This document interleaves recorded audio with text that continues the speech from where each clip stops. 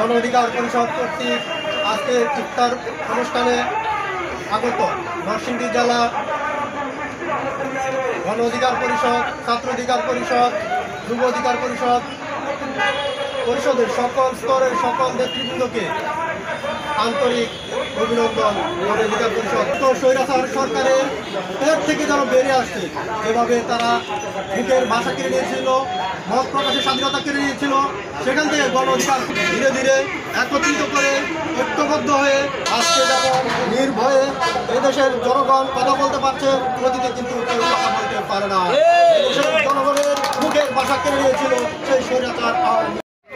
আজকে এত সুন্দর একটা অনুষ্ঠানে অল্প সময়ে আমাদের উপজেলা প্রেস ক্লাবের উনি অর্থ বিষয়ক সম্পাদক, এবং আমরা এই বিষয়টা অত্যন্ত গর্ববোধ করি। গণ অধিকার পরিষদের মনোহরদী উপজেলার সভাপতি। এখন এটা আমাদের মনোহরদী উপজেলা প্রেস ক্লাবের উপর দায়বর্তায় যে ওনার সকল কার্যক্রমে, সকল ভালো কার্যক্রমে মিডিয়ার মধ্যে ফোকাস করা এবং এটাকে বড় আকারে যে ওনার যে গণ অধিকার পরিষদের যে ভালো কার্যক্রমগুলো আছে, আজকের যে নতুন বাংলাদেশ, এটা সূচনা কিন্তু করেছিল এই গণ অধিকার পরিষদ। এটা 2018 সালে যখন কোটা সংস্কার নিয়ে আন্দোলন হয়, তখন ওই সরকারের বিরুদ্ধে কেউ দাঁড়িয়ে কথা বলবে এমন কোনো ব্যক্তি ছিল না। তখন ভিপি নূর সে তার জীবনের মায়া ত্যাগ করে, সে সর্বোচ্চ শ্রম দিয়ে, সে তার জীবনের ঝুঁকি নিয়ে সেই কোটা সংস্কারের জন্য, এই বাংলাদেশের বৈষম্য দূর করার জন্য সে কিন্তু কাজ করেছে। সে একদিনে বিভিন্ন হয় নাই, অনেক ত্যাগের বিনিময়ে সে আজকে এই জায়গায়। সেই সংগঠনের একটি শাখা আজকে মনোহরদী উপজেলায়। আমরা চাই এই শাখার উনারই যে নীতি, যে আদর্শ, দুর্নীতির বিরুদ্ধে আপনাদের যে সোচ্চার ভূমিকা ছিল গত 5 বছর, বিভিন্ন সময় সরকারের বিরুদ্ধে যে অন্যায় অনিয়ম দুর্নীতির বিরুদ্ধে আপনাদের যে কণ্ঠস্বর, আমরা চাই এটা মনোহরদী উপজেলায় হোক। এবং সেক্ষেত্রে আপনাদের যত প্রকার সহযোগিতা লাগে, যত প্রকারের আপনাদের সাপোর্টের প্রয়োজন হয়, আমরা আপনাদের পাশে থাকব।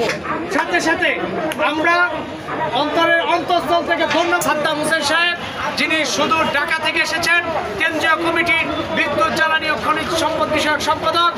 উনি এই সংগঠনকে চাঙ্গা করার জন্য উনি মূলত এখানে এসেছেন। ওনাকে আমরা আবারও সাধুবাদ জানাই। আপনার হাত ধরেই, আপনার পরামর্শেই ইনশাআল্লাহ তারা এগিয়ে যাবে। সবাই ভালো থাকবেন। সামনে ইফতারি, রোজাদারের দোয়া কবুল হয় ইনশাআল্লাহ। আমরা দোয়া করব আপনাদের সংগঠনটি আরও সুন্দর, আরও সুসংগঠিত হোক। আসসালামু আলাইকুম।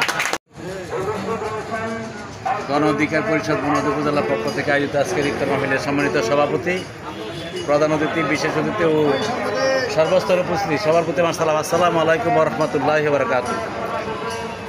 আজকে আসলে আমরা বাংলাদেশ একটি গণতান্ত্রিক দেশ, একটা বহুদলীয় গণতন্ত্র এখানে প্রতিষ্ঠিত, অনেক দল এখানে আছে এবং মত প্রকাশের স্বাধীনতা আছে। এখানে গণ অধিকার একটা নতুন দল বাংলাদেশ আত্মপ্রকাশ করেছে। এরা মনোহরদী উপজেলায় নতুন কমিটি গঠন করেছে এবং একটি সুন্দর ইফতার মাহফিলের ব্যবস্থা করেছেন। এই জন্য মনোহরদী প্রেস ক্লাবের পক্ষ থেকে আমি গণ অধিকার পরিষদকে ধন্যবাদ জানাই।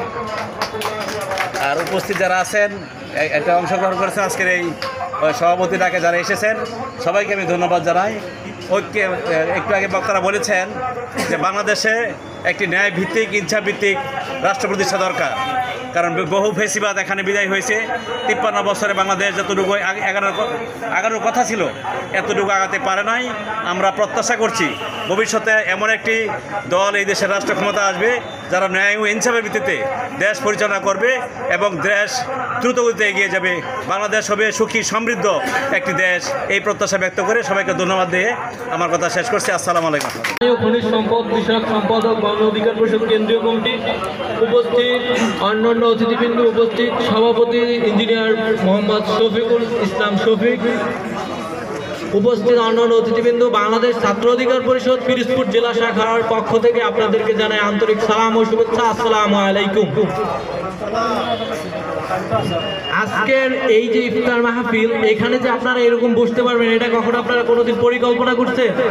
5 তারিখের আগে এরকম কোনো কারো ধারণা ছিল যে এখানে একসাথে বসতে পারবেন? এ ধরনের আশা করা ছিল? বাংলাদেশ একটা মাফিয়া তন্ত্রের মধ্যে ছিল, সেই মাফিয়া তন্ত্রের অবসান 5 তারিখে সাধারণ ছাত্র জনতা ঘটিয়েছে, যার ফলে আজকে আমরা এখানে বসতে পেরেছি। বাংলাদেশের প্রত্যেকটা জনগণ এই মাফিয়া শেখ হাসিনার কাছে বন্দী ছিল।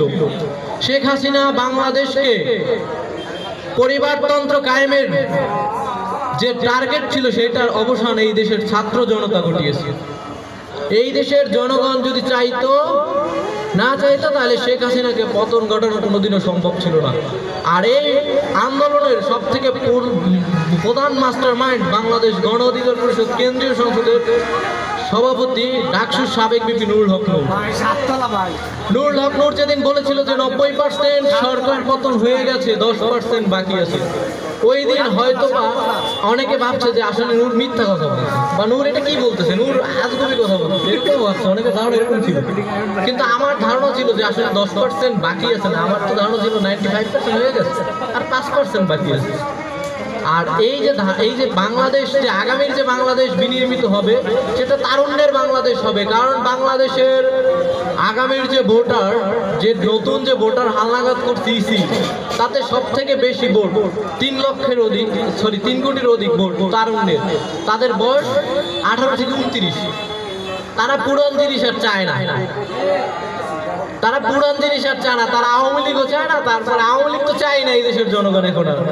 এরপরে যারা আছে তাদেরকেও মানুষ চায় না, তাদেরকেও মানুষ প্রত্যাখ্যান করতে, কারণ তারা বিভিন্ন জায়গায় বিভিন্ন রকম অপকর্ম ছাড়া আর কিছুই করতে পারে না। এই দেশের মানুষের জন্য তারা মুখে গণতন্ত্রের বলি দেয়, কিন্তু তাদের অন্তরে গণতন্ত্র নাই।